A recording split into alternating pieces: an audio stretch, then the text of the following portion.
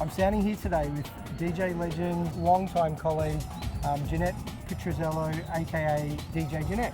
And I'm standing here with the iconic rave promoter, Richie Rich.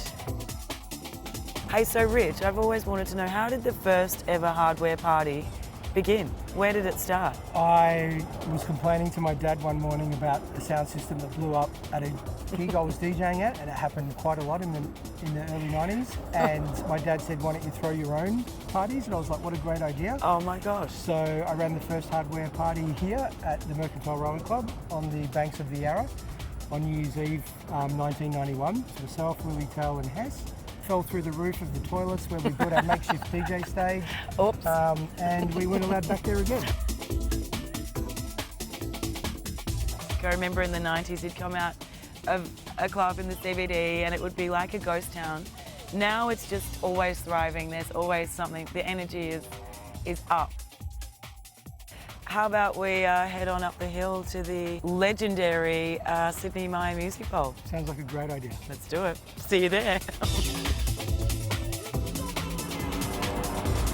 Yeah! All right. This is the old famous Sydney Maya Music Bowl. You know, obviously in the iconic stage here, which is a beautiful view of Melbourne, and it's so beautiful. one of the most beautiful venues I think in the world. It totally is. So we started over at Mercantile Rowing Club 31 years ago, and our 30th birthday, which is actually close to our 31st birthday, right, me too, will end up here.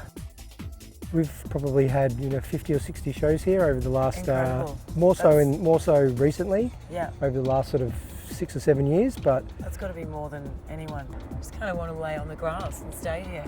Let's do that. It's like carpet. It's like it's beautiful 60s carpet. Oh my God, isn't it? Done, yay. Oh, Melbourne has just been a beacon of musical culture, totally, especially in electronic culture, since the beginning. So Rich, where do you say we head to now? I think it's time we head down to our spiritual home down at Shed 14 Docklands. I'm excited. So now here we are at the 90s beating heart of Melbourne. That's what it used to sound like. It's totally. I know, like Melbourne Shuffle. I mean, it was kind of born here. That's right.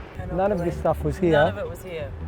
And then Two Tribes was born here in '99, and it was a real hub down here. As you know, there were so many events through the year. It was a real hub of culture and rave culture and dance party culture. Huge. You look at music and look at what was sort of started back then in the 90s, and you look at now and all the amazing electronic artists that have emerged from our country, our city.